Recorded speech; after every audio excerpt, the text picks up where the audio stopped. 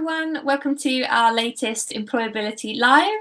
My name is Sam and I'm the founder of Turnheads, and I'm here with Wendy, and she is the founder of Skills Mansion. And our Employability Lives are basically covering anything to do with creative industry employability. So if you are a recent grad, you're studying something creative, and you're basically looking for your kind of foot in the door to the creative industry through industry placements or just your first kind of junior role, then that's kind of what we discuss. And today we're going to kind of cover what to do and what to consider when you are asked to work for free. As creatives, I think people tend to think that we just make stuff look pretty, and that's kind of all we're there for, and it's not always seen as, I guess, like a real job.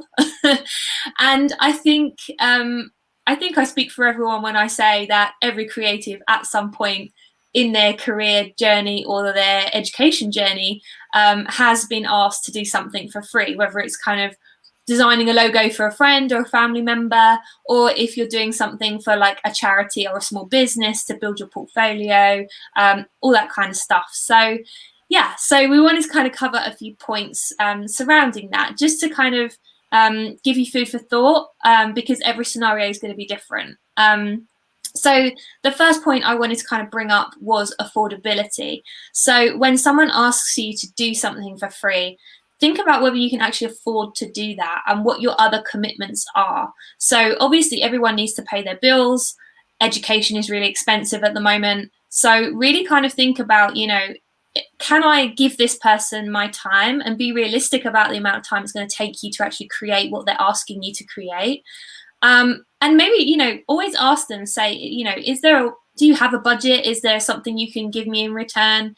And just kind of have a little bit of a negotiation about, you know, you're obviously going to be helping them. So is there a way that they can help you financially, or, you know, offer you something else, whether it's a portfolio piece at the end of it, a review, you know, anything like that, just to make sure that it's not completely one-sided. Because, you know, we're all busy people, and it's great that you know people who have skills in certain areas. But yeah, just always ask the question anyway, and then you can kind of make a better judgment call about whether you're going to accept it or not. The second point is around enjoyability as well. So is this the kind of work that you're looking to get into? Is this something you will get enjoyment out of by doing it for free?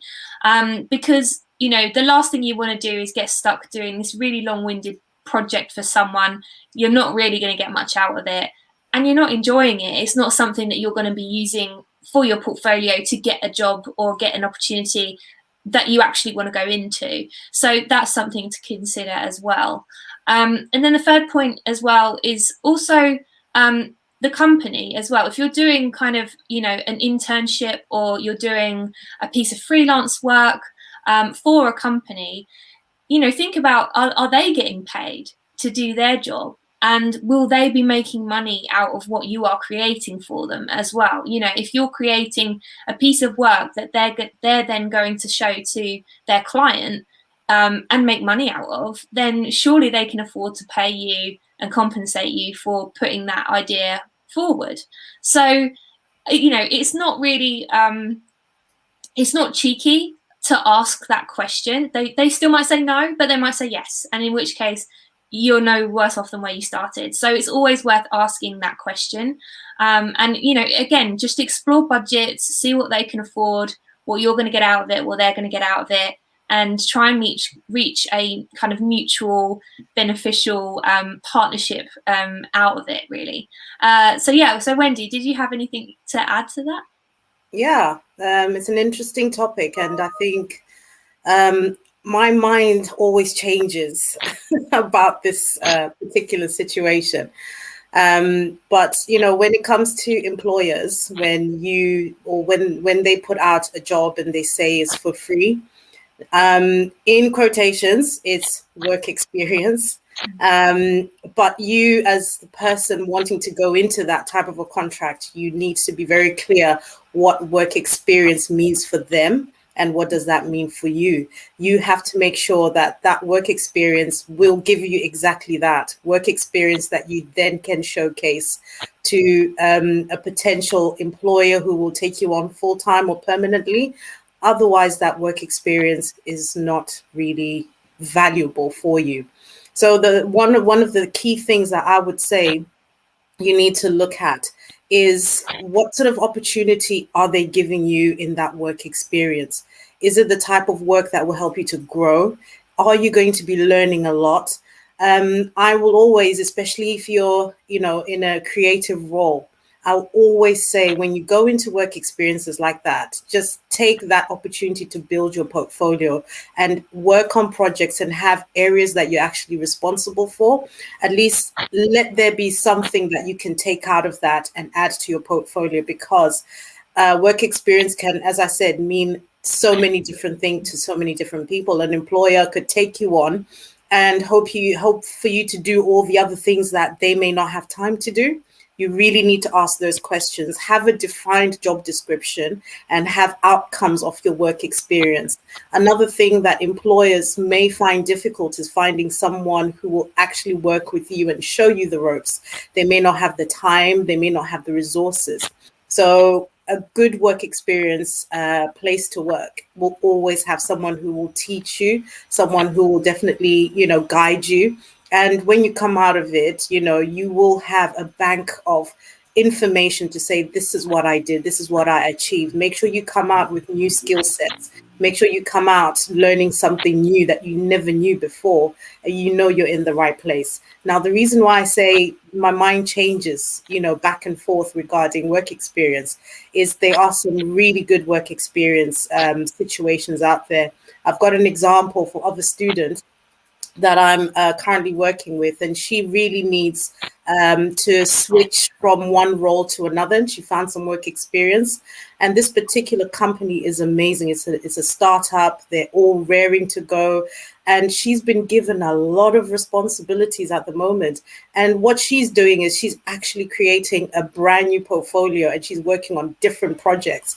And, even while she's working as a work experience person, if she decides to apply elsewhere, she's got content that she can finally show. She came in without anything in her portfolio that was relevant to the role. But when she leaves, she will have something that she could have never gotten had she, sort of tried to do projects here and there. So I think it's a really, a good place to start, especially when you want to build yourself to be able to pitch yourself to an employer who will take you on permanently. When it goes pear-shaped, it's where work experience just becomes you alone somewhere being given loads of things to do, and it's unrelated to what it is that you started off from. So just be very wary about that. Make sure any work experience you do doesn't take up all of your time, because you still need to make money. Make sure it doesn't encroach or become like a full-time role. That's the other thing. Make sure it still remains part of work experience, but you can still get a job elsewhere. But, the key things for me is, work experience. I'm not for people going out to work and not getting paid.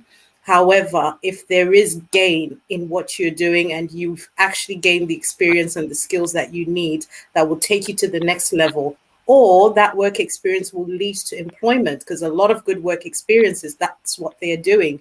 They're trying to work with you to see whether you are a good fit, and you also get the chance to see whether that company is a good fit. So I think if you look at those options and make your decision based on that, I think work experience can be a really good thing. Yeah, definitely. And it's a really good point. Just, I've been in work placements before where I've just been kind of sat on my own, working on something myself. I've not really had much interaction with the team. It was 2 weeks unpaid and I didn't get anything out of it. So, it goes both ways. And yeah, it's just some points to really consider that you can make up your mind. Yes, there are unpaid opportunities out there, which, is questionable morally and everything, but just make sure you're getting something out of it at the end of the day, because that's the most important thing. Even if you're not getting the money for it, then at least hopefully what you're doing at that moment will help you get money in the future. But you really do have to make a judgment call on it in your own individual situation. So we hope that that's helped. Do let us know in the comments, and we will see you next Wednesday for our next Employability Live. Take care.